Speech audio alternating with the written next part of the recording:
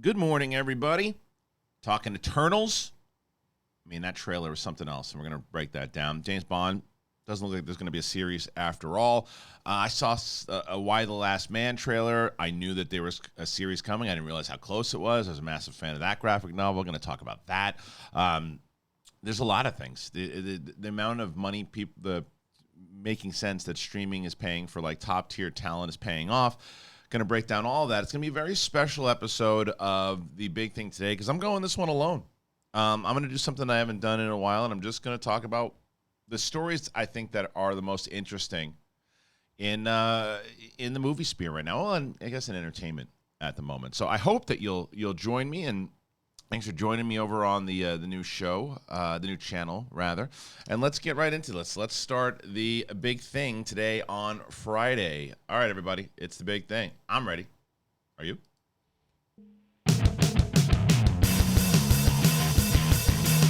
Welcome back, everybody, one and all, to The Big Thing.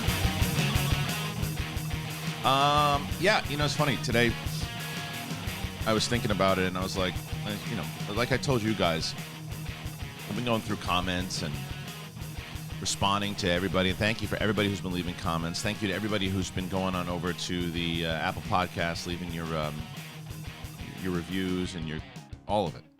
I've been paying attention, as you've seen on YouTube. I'm responding to, I'd say at least 90%. I mean, something slipped through the cracks.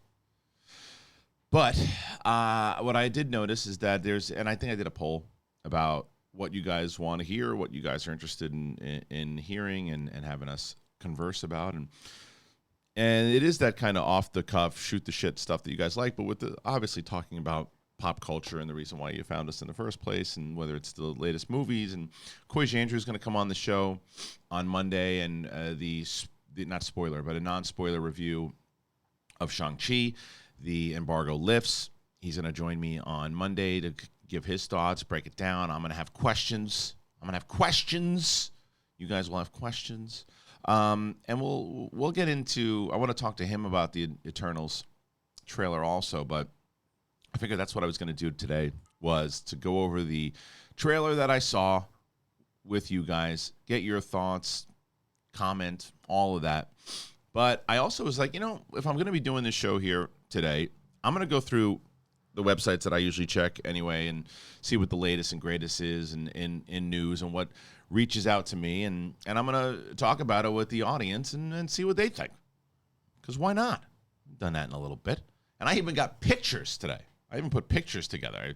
I was like, I'm not just going to talk about it and the way that I would with somebody else is here and just kind of go back and forth. I'm going to be a little more structured for you today and give you some pictures.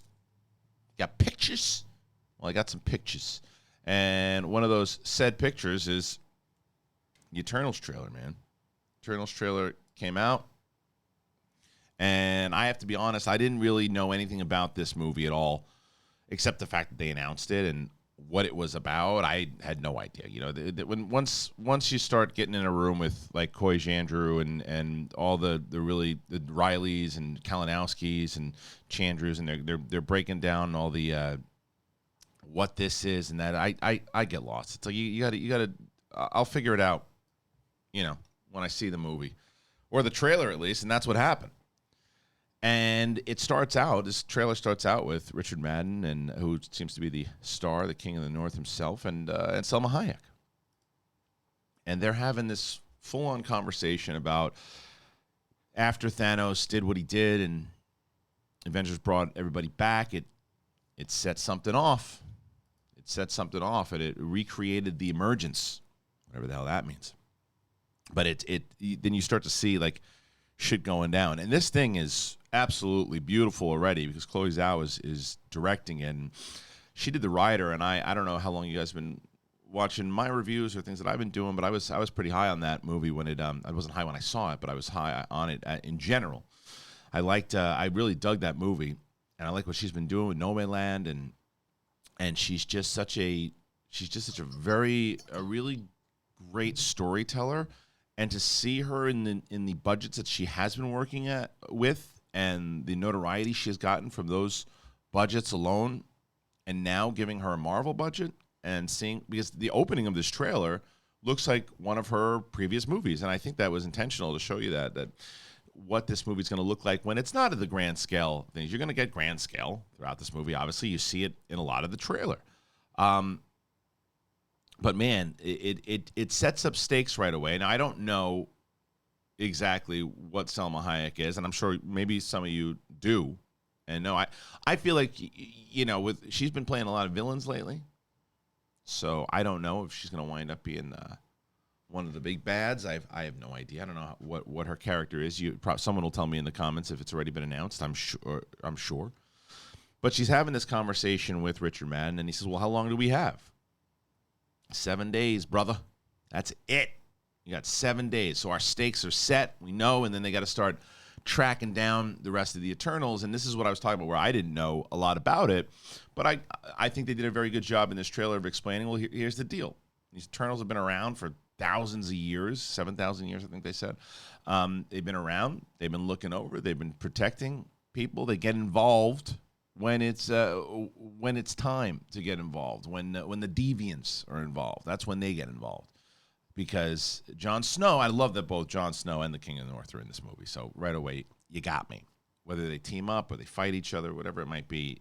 Because he seems to be the one that is the character we're really going to follow. Because Richard Madden is already an Eternal. He's locked in. He knows what he does. He knows his powers. He's got his Cyclops eye shoots. So he's doing his thing. It looks like that Kit Harington is the one who is discovering more about himself, and he's asking the questions. How can we guys? I love that line of why did you get involved with Downa? So I actually, of any of the bad shit that's happened before, and she's like, well, we're instructed not to do that. And he goes, by who? And then we see a shot of not Galactus. Aha, I'm not gonna say it because I've been watching what's going on. That ain't me. I'm not getting pelted in the head with tomatoes. But I will also tell you, I'm not going to also dive into pretend that I remember who the hell they said it was. I know it's not the Watcher. That's Jeffrey Wright from What If. But anyway, whoever it is, tell him don't get involved. Do not get involved. Don't get involved with the normals. But the rest, and I like this kind of Fellowship of the Ring thing that they have to do, right? This is like such a mixture of like an independent film with sword and sandals, the epic. The music alone has like a Troy feel to it. James Horner type of thing in the beginning of it, which I thought was pretty sweet. And yeah, they just talk about how they can interfere, and they start recruiting, and then you see Angelina Jolie, and I really like what they did with Angelina Jolie here, because I think so far in the trailer, again, I haven't seen the film, assuming most of you have not, but when I was nervous about with the casting of Angelina Jolie was that it was going to be, all right, well, this is going to now be an Angelina Jolie starring movie because she's not going to let anyone take, front and center over her. And that's not really fair to say, but you just think when you think of, it's the stigma of the movie star in general, right? Because it doesn't seem like that's the case in this at all. It seems like whether it's Richard Madden or Kit Harington, they seem to be the two leads in this particular movie, but what they did show of Angelina Jolie, I liked, and we've seen her play this type of character before. Even the skeptical hello, and then you see her kind of fighting side by side, whatever that beast is. I liked that scene. That's the type of stuff I like seeing her do. I think that she's going to be great in that role. I like being able to see when a movie star, especially someone who's as talented of an actress as she is, can step back a second, go, you know what, I'm going to elevate this role. It's probably a juicy role, and say, well, what does this character do? What is the mythology? What does that do? And add to that story and be one of the Eternals. And I dug that. I like the way that they're utilizing her so far in the trailer, because it seems like this is like an ensemble thing, which is great. It's another end of the world scenario, which is common in a lot of superhero films, but this new phase of Marvel, because we've got to start getting used to new peeps. Long gone is Steve Rogers, and we'll get into Anthony Mackie signing on for Captain America 4. We'll play into that in just a little bit. But yeah, it's Shang-Chi, excuse me. There's all these new Marvel series. I think that what they've set up so far in this new phase of Marvel speaks to me a little bit more in my interest in sci-fi and the sword and sandals and the martial arts. Like, this phase seems to be something I'm going to be very interested in. I have not got an opportunity to see Shang-Chi yet. I'm really watching a lot of these movies the same way a lot of people are watching these movies, and I'm going to wait for it either on whether it comes out on digital. A lot of people are going to see them in theaters also, but I haven't been going to the screenings. I haven't been doing that for a lot of movies. It's hard for me to do with my schedule right now, and picking and choosing and all that. And trust me, I see all you guys breaking balls about Suicide Squad, and I almost did it last night, but instead I watched The Phantom Menace because we're doing a full kind of deep dive rewatch on all the Star Wars movies. So I wanted to make sure that I committed to that, and I watched Phantom Menace last night. So if you didn't know, today on this channel, around 3 or 4 p.m., around 3 p.m., we're going to be dropping the first. It's going to be myself and Steph Sabra, and we're going to be going over the Phantom Menace. But anyway, so just jumping back into this new phase of Marvel, this kind of signified to me what I'm looking forward to in this, and honestly, not even just this, from Loki and with all the parallel universe and everything that they did there, the variants, and that's kind of shit that I think about all the damn time. So I'm pretty locked into the direction that it's going. I'm looking forward to the movie. I know that Black Widow was a little bit more of the old face, and I liked the old stuff. I mean, the superhero genre to me I think it's silly when people say it's dying, it's tired. It's just is thriller. Dying is horror. Dying is and it's also silly to say because these movies are making hand over fist. I just think that people are, I don't know, there's like film purists who don't like superhero films and they think they killed the business. I happen to think the opposite. I think because of streaming and all of that, I think streaming is the place for movies that used to put a movie in the theater that cost $30 or $40 million, and you'd be sweating bullets. It's going, holy shit, I hope someone fucking sees this thing. We're not going to be able to make it. It's a passion project. I love it so much. Or $20 million, right? And it's like, I want it so hard. It's such a great movie. I really want to see it. It's a limited release because no one's going to see it. Not today. Not today. You put it on streaming and millions of people see it. And it goes out there. And I understand, but it's not supposed to be like that. Movies are supposed to be seen in the theater. You got to accept change, man. If you want people to see your movie, I'm all for a double release. Like, releasing a movie in the theater the same time that you release it on streaming. I think that's for the smaller movies as well. I know that they're doing it for big budget, and there's a big debate on it because of I think that's a whole other thing with big budgets and how they got to trim down budgets now with streaming and what the pandemic's done to theater releases and all that. It'll change. It always changes. But as far as the smaller movies go, man, I think that streaming obviously has helped it out tremendously because you making independent films back in the day, it's hard to do because you didn't know where anybody was going to see it. Now you make an independent film and you get it in a theater, but then Amazon wants to pick it up.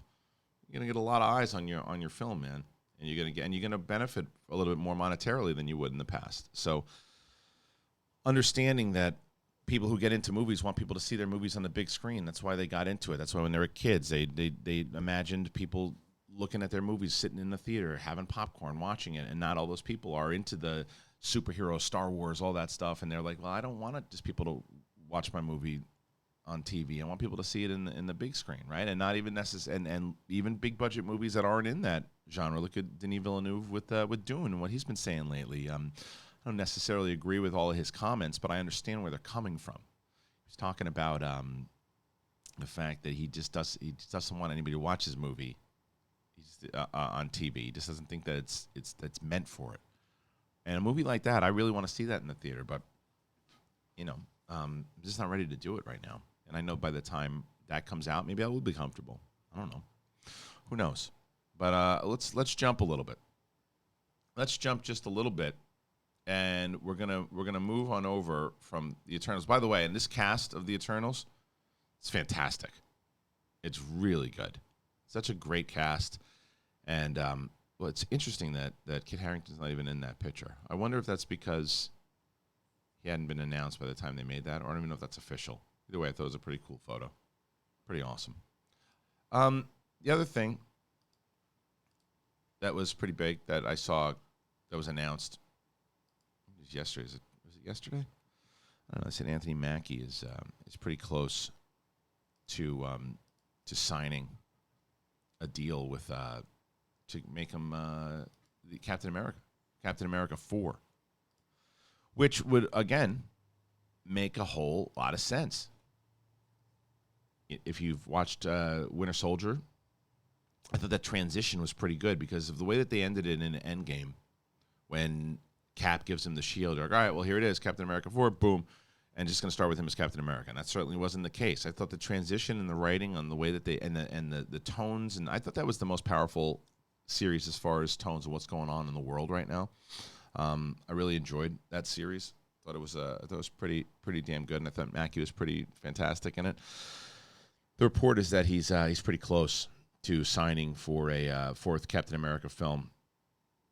And at the end of Falcon and Winter Soldier, he took on the mantle. And I'm reading this from Dark Horizons, this report.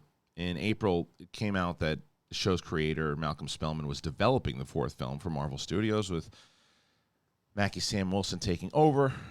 And now Spellman and Dallin Mewson have been locked to write the script, while Carrie Skoglund will direct. This comes from the Hollywood Reporter, apparently. Yeah, I mean, I don't really think anybody's too surprised by this, right?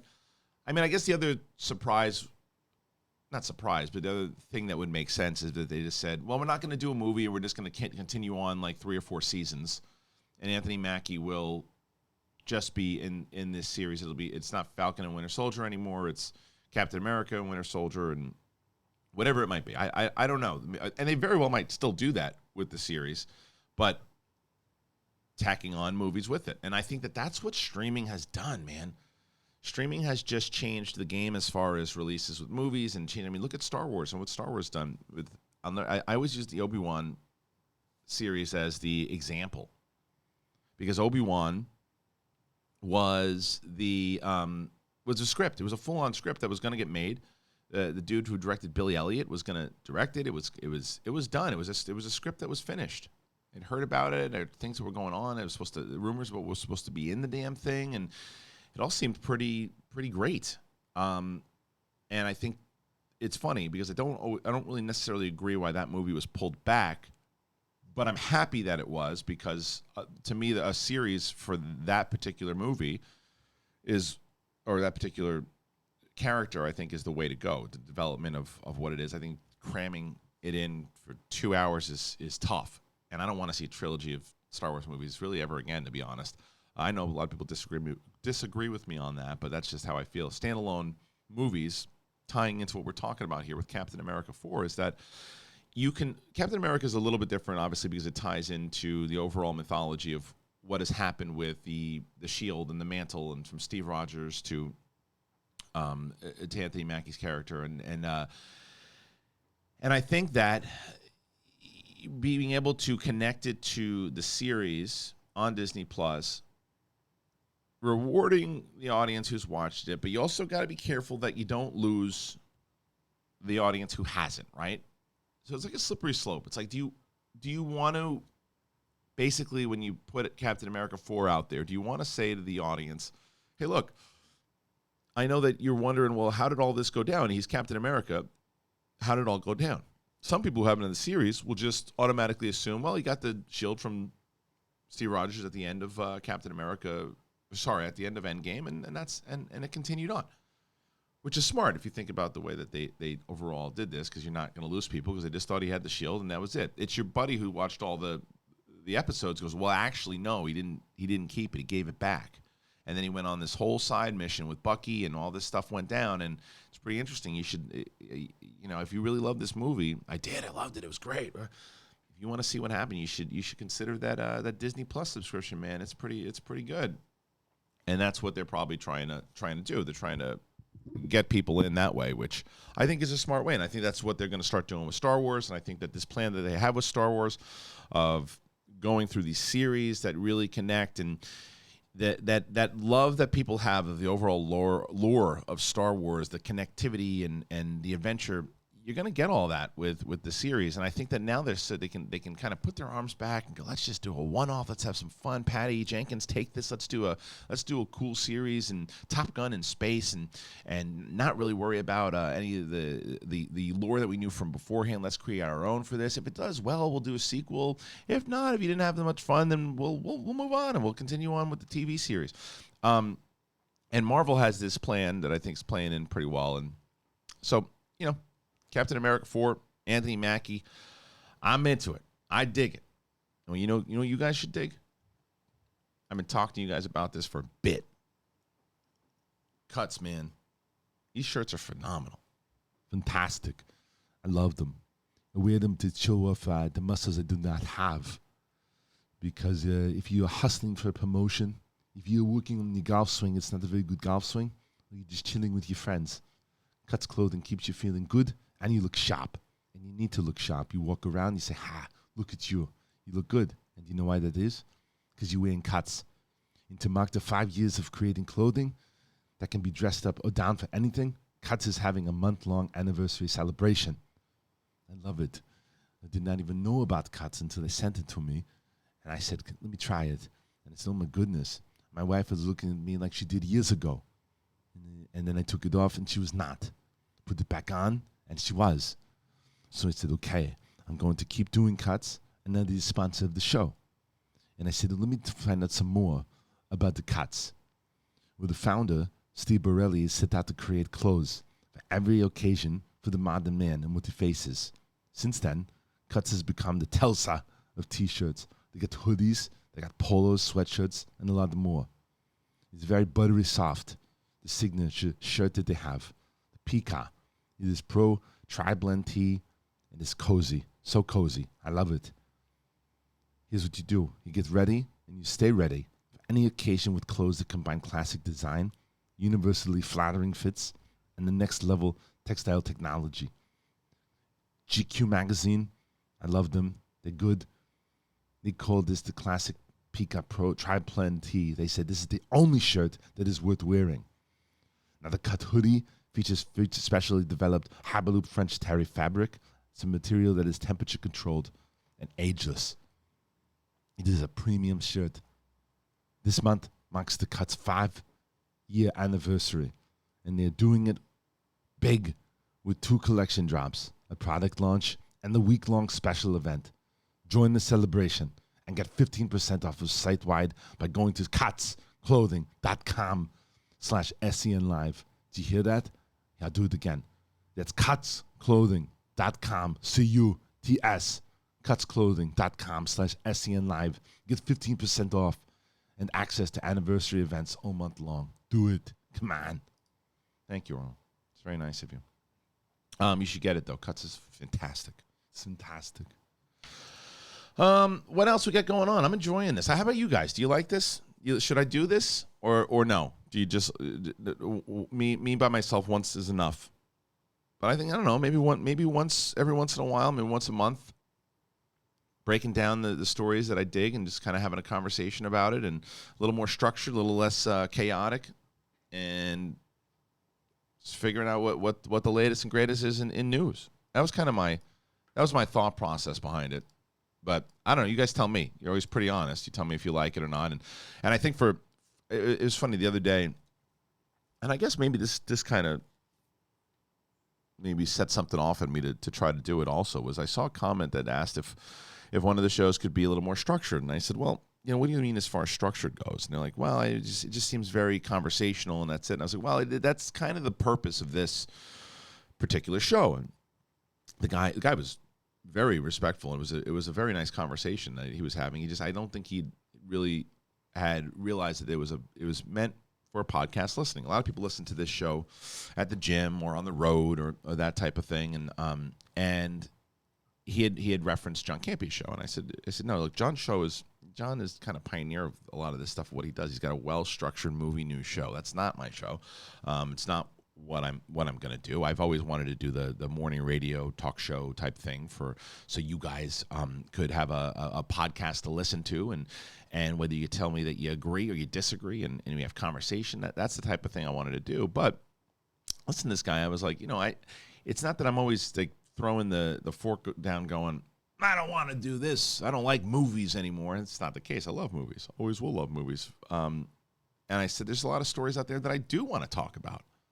So maybe I just do a show where it's, find the stories that sound pretty interesting, and we talk about it together. So that guy kind of inspired me. So I want to thank that guy. I should probably have his name, but I didn't. But it's on the last episode that we did with me and Brett. So if you guys are on here and you see that comment, go back and tell that guy, hey man, you inspired a whole full show. Or hell, maybe I'll do it too. Why not? Let's be a fun community together. This is the other thing I was going to mention today that I wanted to talk to you guys. I watched this show last night, and it was on Hulu. It's this 9 Perfect Strangers show by David E. Kelly. Did you guys watch any of this? It's and I don't know, Black Lotus, White Lotus. I can't remember the one that was just on HBO Max. I watched the first episode. It had a similar feel to me as far as that goes. I think less comedic, even though Melissa McCarthy's in it, and Regina Hall, and there's some really great actors in this, man. I mean, this is kind of getting into this story that I was going to bring up in a second about this high-priced talent that you're getting in these shows now. And obviously it's David E. Kelly. He's got the props. He's got the rep. People are going to want to do his stuff. And I think he just did that show with Nicole Kidman. I think the one with him and her and Hugh Grant was David E. Kelly. I thought it was, at least. But either way, look at this. I mean, look at this cast. Nicole Kidman, Melissa McCarthy, Michael Shannon, Regina Hall, Luke Evans, Bobby Cannavale. Bobby Cannavale's great in this show so far. I've only seen the first episode. I'm intrigued. I'm intrigued by this show. It's essentially, this group goes on this retreat, and it's Nicole Kidman. She's this Russian lady. She got I guess half Russian, or is Russian, but the accent's fading, or dialogue coach gave up. I don't know, but either way, and all these people are there, and they don't really know why they're there. They're all rich people. They're all signed up to go to this thing, and they're trying to figure out. She's like this mystical woman, and they're like, "Well, is she for real?" You know what? Also, hold on, I'm gonna take a break here. I'm getting a telemarketer call. Let's see if this. Oh, damn it! I waited too long. But anyway, the show itself, this 9 Perfect Strangers. I wanted to check it out, and as I see that all is not well, there's like a mystery behind it. It's like, well, what is she? Is she kooky? You find the story about why she runs this whole thing,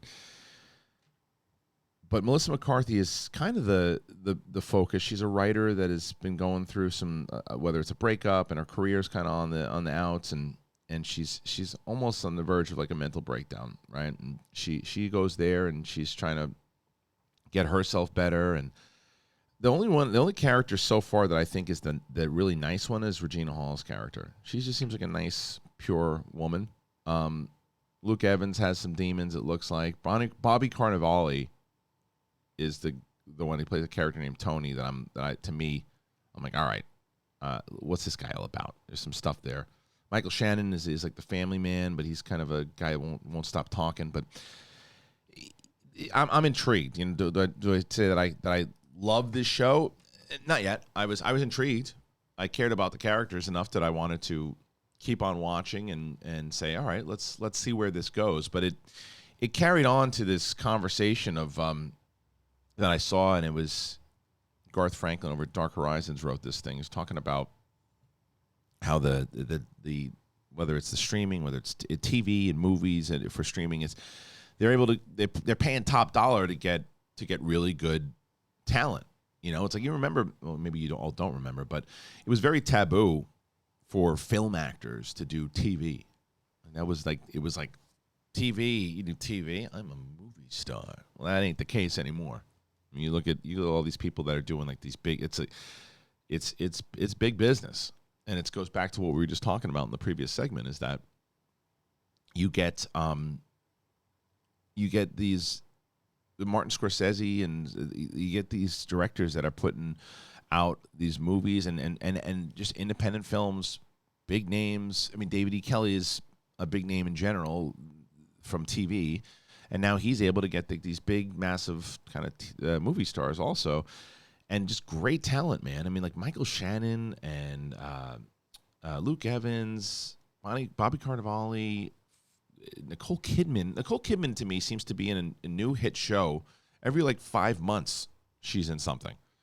She's always popping up in new TV shows. She's very smart career. So I guess it was Variety that did this report actually. Here's I'm going to read some of this article, and I want you guys, and I'll give you that image of the talent again so you can see it, but. The old approach of smaller upfront fees in exchange for profit participation and major back-end deals is going the way of the dodo, replaced by more conventional and bigger straight upfront salaries. Now, Variety has done a new report on this change and revealed the salaries of some of the biggest stars, whether it's Daniel Craig, who tops the list with James Bond star set to earn $100 million paycheck for the next two Knives Out films, which I guess are going to be just Netflix, right? They're going to be Netflix movies. Which is, I think, very smart. Others scored high numbers by having existing back-end deals brought out by a streaming service. Dwayne Johnson, The Rock, scored $30 million up front for Netflix's Red Notice, with a further $20 million to potentially come when the back-end is settled. Will Smith, Denzel Washington, they grabbed $40 million each for HBO Max's King Richard and The Little Things. And Michael B. Jordan snagged $15 million for Without Remorse. There is big budget money in streaming, man. Netflix is certainly a big upfront player on its films. Leonardo DiCaprio was given $30 million, and Jennifer Lawrence, $25 million for Adam McKay's Don't Look Up. Mark Wahlberg landed $30 million for Spencer Confidential. Julia Roberts is getting $25 million for Leave the World Behind, and Ryan Gosling is getting $20 million for The Gray Man. The business is changing, ladies and gentlemen. Changing big time because of what streaming is now. That's not to say traditional theatrical titles aren't handing out the dough. 20 million paychecks are set to be handed out to Sandra Bullock for The Lost City of D. I don't see that now. I think that's a mistake, and I'll talk about that in a second. Chris Hemsworth for Thor: Love and Thunder. That makes sense. Brad Pitt for Bullet Train, with those potentially having back-end deals. Okay, maybe the back-end deals I understand, but 20 million paychecks for Sandra Bullock and Brad Pitt now for those movies? I don't know. That goes back to what people are going to see. Top Gun Maverick, okay, and Keanu Reeves in The Matrix 4, both getting $13 million up front and likely major back-end deals from box office and producing deals. Chris Pine is getting $11.5 million for Dungeons & Dragons, while Pattinson is getting a fairly economical $3 million for The Batman. But film isn't where the money is at. Chris Pratt is reportedly pulling in $1.4 million per episode for Amazon's sci-fi series The Terminal List, and Jeff Bridges landed $1 million per episode for FX's The Old Man. The next tier sees Bryan Cranston for Showtime's Your Honor, Kate Winslet for HBO's Mayor of Easttown, and the three returning Sex and the City co-stars for HBO, and just like that, snagging $650,000 to $750,000 each. Yeah, man. Like I think this is the beginning. It's the beginning of how people are doing business, how they're figuring it all out, and how it overall works with when we used to talk about how the streaming wars, it was just Netflix's game for a while. That was it, and that is not the case anymore. And there's competition creates big business. I always compare everything to wrestling, but like WCW versus WWF back in the day, the wrestling business boomed because instead of the WWF in the mid-90s had no competition and the product was getting stale. WCW comes along, finds a new way to do things and change things and makes it a little bit more adult, young adult friendly. And when I say that, like, college kids and all that shit.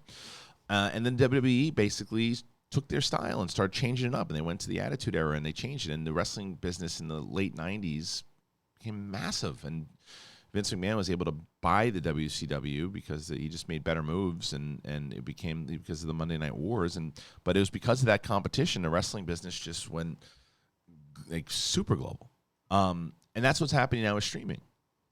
Because you go to any platform and you'll find quality quality stuff. Whether you go to Apple, you got Ted Lasso, right? And there's a bunch of other shows too. But I mean, looking over there, you got Ted Lasso. You got this show with Mr. Corman, or whatever it's called, the one with Joseph Gordon-Levitt. You got all these high-profile people. You got the morning show over there, and then Netflix has countless amounts of shows. We know about Netflix, Disney Plus now with all the Marvel and Star Wars and other things they're doing, and plus all the kids movies and everything that they have there, the streaming. But then whether you Hulu, what we just mentioned, Hulu's been able to pull in all this stuff, and I know Hulu and Disney's ABC is the same shit, but still, it's just another streaming service.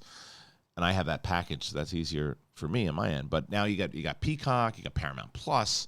I don't even understand why cable, how much longer cable holds on for. I have no idea. It's so obsolete at the moment. And network TV is the reason why they still are hanging on at all. Is certainly there are certain shows, single camera shows that are like Blackish is working, and there's a few of those shows that still work that audiences are still checking out, but it's not like it used to be, because you have like these mini movies that you can do on streaming, and you can, like, even the show I was watching last night with the 9 Perfect Strangers. Just like I forgot, like, at one point Luke Evans drops like an F-bomb or something, and I don't know why I can't say fuck on this show. I can, but he did, and I went for a second. I'm like, oh, I thought I was watching network television. I said, I don't know why I don't watch network television anymore, and everything is just. And it wasn't profanity everywhere on the show, but it was just that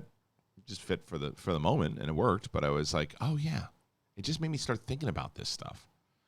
Because it's just that you don't have the handcuffs of network TV, and then that's why there's so much big business in it, whether it's with sponsors and more subscriptions and all of that. So it makes a lot of sense that you try to get these big, huge talents, and I actually think that it benefits actors nowadays. You know, I don't understand when you get some of the people who are come out there that are.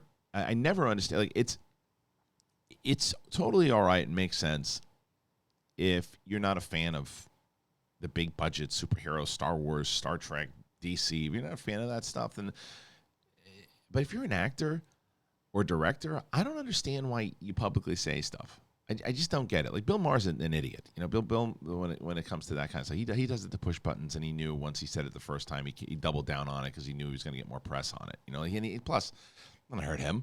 It benefits him because he's just the guy that's going to go out there and talk whatever he's going to talk on his show, and you get more people to cover it, and more people check out the clip, and to him that makes sense. But if you're a director, you're like Stephen Dorff comes to mind, right? It's like, I love Stephen Dorff. I think he's a great actor. He was in Blade, like, coming out and talking about Scarlett Johansson. He won't even watch Black Widow because it's embarrassing. It's like, what are you doing? Like, what's the point of it? Say that behind closed doors. I don't get it. It's like, well, he shouldn't hold himself back and be censored. Yeah, I just don't know why it makes sense. I just don't know why it makes sense, especially the social media shit and what we do. I don't know. But who knows? I don't know shit. Couple other things. Again, you guys thinking about the show? Enjoying the show? You like the show? You like talking movies with me? I like talking movies with you guys too. You mentioned Daniel Craig, James Bond. Another thing I saw, I guess there's a lot of rumors about a James Bond TV series.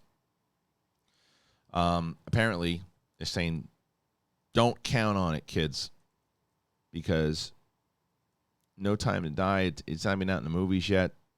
Daniel Craig is gone from James Bond. He's already doing all the Knives Out movies. And so we're going to find a new Bond. Who's going to be the new Bond? We don't know. And heading on over once again to darkhorizons.com, they're talking about now the Bond franchise is kind of at a crossroads, especially with Bond's co-owner, MGM, in the midst of being bought by Amazon. Now, where the franchise goes is anybody's guess. And speaking to Total Film recently through producer Barbara Broccoli and Michael G. Wilson, are reluctant to discuss the future until No Time to Die has had its time in the sun. And this is what Broccoli says. I'm not doing it. It's tough to think about the future until this film has its moment. I think we just really want to celebrate on this and celebrate Daniel. And then when the dust settles, then look at the landscape and figure out what the future is. Although I think one thing we've certainly learned in the last 18 months is you never know what the future is. So we have to sit down and think about it. One thing that they don't have to think about is whether or not the future includes TV series. That's a big no from Broccoli and Wilson, saying, we make films. We make films for the cinema. That's what we do. He then adds, we've resisted that call for 60 years. I think that's a massive mistake. Talk about that in a second. One person who will happily help the pair out is Martin Campbell. The filmmaker helped launch Pierce Brosnan and Daniel Craig's tenure with GoldenEye and Casino Royale, respectively, delivering two of the best films in the franchise in the process. Agreed. Out doing promotional rounds for the protege this week, Campbell was asked by Collider if he would consider returning to direct the next film. He seemed keen on it and obviously gets along well with the producers. Oh, yeah, I would definitely consider that. Oh, yeah. I enjoy doing Bond. And also, the two producers, they're great to work with. You're pretty much giving a free hand to everybody obviously participates in the script. In Casino, I had Paul Haggis, who did a terrific job with the script. He did the final draft. But the two producers are great to work with, and if they don't interfere at all, and if they think you're on the right track, everything else, they just let you do what you got to do. They support you all the way. It's a very enjoyable experience. Well, that part of it is good to hear. And look, Bond movies are going to be around forever. It is a part of cinema. It is absolutely, it's been a tradition. It's been one of those movies that's been, it's lucky in the fact that it can go from actor to actor to actor, from 3, 4, 5 films, and then replace them with another actor. That's part of the tradition now. That's not easy to do with franchises. I mean, you couldn't do that with, like, look at Solo. Well, Harrison Ford was Solo, and now let's try somebody else. And I, again, think he did a good job, the kid, but it's not the same. It didn't transfer into success and a continuous success of new movies. And same thing goes with Indiana Jones. Will that happen? It's going to be tough to see if they can transfer over. They're getting Harrison Ford back at almost 80 years old. So what James Bond has been able to do is crazy. That they're able to do this since the 60s, from Sean Connery all the way until now with Daniel Craig. So all of that is, well, we know we're going to see movies. We'll celebrate whoever the next Bond is. We're going to enjoy the next Bond, whether he's good, whether he's bad, and then we'll move on to the next Bond and the next Bond and the next Bond. It'll continue to go on. It's not going to stop, nor should it. I push back against the idea of we're making movies. We're not doing TV. That's not what we do. I think that goes back to the previous conversation. I think people inside of these two producers who are legendary, have been around forever, what they see is, and they said they've been pushing away that phone call for years. Well, you were pushing away that phone call in a very different time in television. You were pushing away a phone call when the budgets were so low that it would have looked cheesy, it wouldn't have fit the vision, it wouldn't have worked, it wouldn't look cinematic, and you were right for turning it down. Today, that's not the case. Today, you'll be able to do even more stuff with Bond, even more stuff leading into very similar to what we're talking about with Marvel and Star Wars and whatever, continuing on, doing side adventures, leading into a movie that will ultimately, I think, bring more success to a movie if you're leading up to it, whoever that Bond might be, and you connect him into that series, whether it's, imagine this, to me, I think, it would obviously be Amazon, if Amazon bought it, but an Amazon television series, I always thought Apple would probably be a good place for Bond, but and I think, wasn't that the case at one point? I think they were looking at it, but a television series for Bond with the kind of budget that we were just talking about in the last story, it wouldn't look cheesy. They'd get a really great actor, they'd get a great cast. I think that maybe it's taboo for them because of when they came up and when they started making Bond and what they've been through throughout all the years is that, like, the comment alone of, we make movies. It's like, yeah, but it's changed. Nah, it hasn't changed. I can't even imagine what the conversation is like in the room because they're old school. Is it going to hurt the Bond franchise? No. You're going to continue to make movies and you're going to continue to do it, and they're laughing and rolling over in cash whenever they want to. So they don't have to do a series, and if they want to put their feet down and say, no, we're not doing TV, I just think it's the wrong way to look at it because TV's not the way that it was. I was never, you guys found me back in the day, I was never a TV person first. I've become a TV person first because I just think that because my problem with TV back in the day is that there was just, I always used to go to Sci-Fi and browse around on the Sci-Fi channel and look and say, all right, well, this is the kind of stuff I really like. And some of the stories, you're like, oh, man, if there was like better quality and better acting and better writing and like this could be something. I remember when the Flash Gordon TV series came out, I was so excited. That thing was terrible. It looked shitty. It looked, and I was, ugh. And I remember when Battlestar came out, I was like, oh, man, this is another shit fest.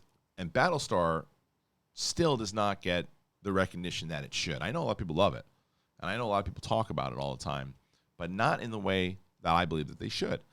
Battlestar was doing back in, 2004 or whatever it is, 2003, 2004. They were doing then what series are doing now, making things look like a big budget movie and really great acting and complex stories and all that for sci-fi, and that was pretty revolutionary at the time. You watch that pilot, that movie, and it's groundbreaking. But yeah, man, I just think it's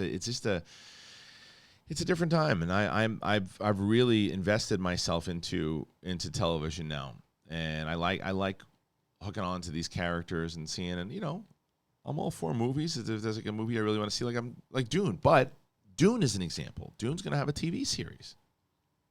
Hell yeah, because I think the thing with Dune is what gives Dune an out here is I'm crossing my fingers that movie really does well. I'm worried that because of it's not a known IP and people don't really understand it, and if you're not connected, you're not one of those people. You got to remember, not everybody's like us. Not everybody rushes to the internet to watch the trailer for Dune. My buddy John Pinto back at home is a massive movie fan, massive, and he's probably gonna he goes to the movies with his family and does this stuff, but I don't know if he's seen the trailer. A lot of things that people don't really talk about right now is that even though trailers are viewed millions and millions and million times over, right? There are a lot of casual fans that don't see it, and that's a lot of times why movies don't necessarily do well, because a lot of times people still get their trailers from going to the movies, and for the last year and a half that hasn't been a thing. But to watch, to see if my friend has seen it, seen if he is checked out Dune, I'm curious because I really want it to do well. I want that movie to do well because it'll connect into that series, and I think that if it doesn't do well, they'll still have the series, and HBO Max will have a series, and they can continue on with Dune. So I don't know. I'm pretty excited about it. But the last last thing I want to talk about today that I didn't have an opportunity to really talk about at all is this, man. Why the Last Man? Okay, so Why the Last Man is probably my favorite graphic novel that I've ever read, right? And I remember when I was at Warner Brothers, somebody gave it to me to read, and I read it, and I just could not put it down. And I remember thinking, back in the day, there was no streaming services. There was none of this. Like, when are they going to make a movie? When are they going to make a movie? And it was, Shia LaBeouf was going to do it, and there was going to be a lot of, something was going to happen. Something was going to happen with this movie. And then nothing happened with it. Then I heard it was going to be a TV series, and then I was like, oh, where did it go? What happened? So watching this, I hadn't heard about it, talked about it. I haven't been as locked in as everybody else, so you all probably already knew that the series was coming out. I did not. I had no idea. All I saw was a trailer because I was watching this thing on Hulu last night with my wife, and Diane Lane pops up. I'm like, well, what's this? It's like another zombie movie. What the hell is this? And she starts talking. I like Diane Lane a lot. Woman never ages, by the way. Just an incredibly gorgeous woman and super talented. Love Diane Lane. Watching her, I'm going, what is this thing? And I'm like, this is really interesting.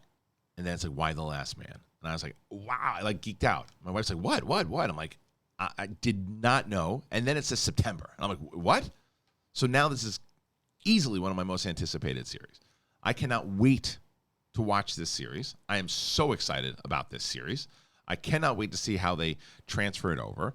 I might go back and revisit the material because I haven't read it in so long. I forgot a lot about it. I know he has a monkey. I didn't see the monkey in the trailer, but I have to go back and watch the trailer again. I'm probably going to watch the trailer again after this show. But man, that has jumped. And I guess it's an overall theme of today's show, right?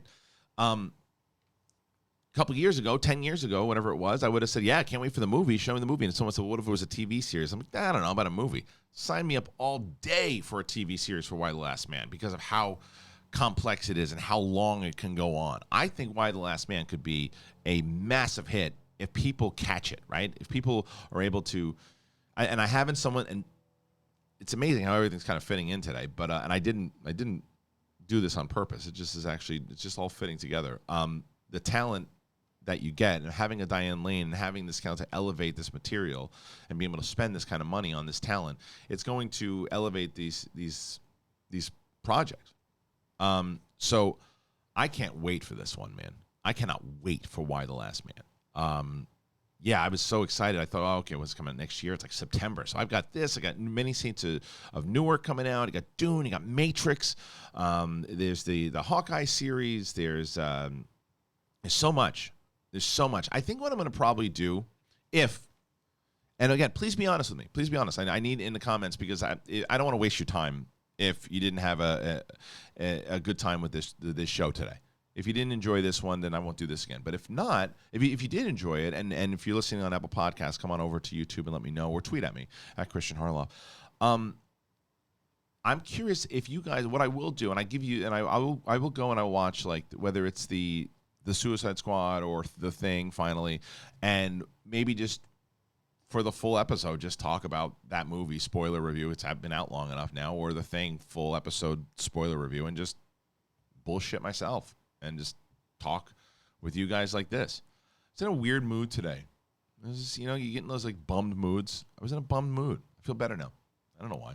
Just talking to you guys. Yeah, it was you just you have one of those down days. I was in a down day. I was walking around. I was listening to some music. And I was like, yeah. And just being able to, I was like, I'm just gonna do what what that comment was talking about. I'm gonna structure this one out today and see how it plays. But I need your feedback, and I'm cool with it. If you're like, yeah, this was a fun one-off, but let's make sure that the focus is always having more people, more guests. If you do this once a year, cool. If you do it once a month, awesome. If you do it once a week, great. I don't know. I listen to you guys. So let me know and tweet at me too if you dug it. And I'd like to go back and forth. I'll tweet back at you. We'll have a conversation. Before I go, once again, please, the link for cuts is in the description of this video, so make sure you do that. Get that 15% off. You will thank me for it. Apple Podcasts, Spotify, all of that. That's really what helps on this show. We have the schmodownlive.com. So many great things on September 12th. If you've been to any of the Cantina shows, the Scum and Villainy Cantina shows, this is massive. Ethan Irwin, the reigning movie trivia Schmodown champion, will be facing Lady Justice Marisol McKee. If Marisol McKee wins the championship, she'll be the first woman to ever win the singles championship. She'll be the first African-American to ever win the singles championship. She is the first woman to play for the championship since Clark Wolf in 2018.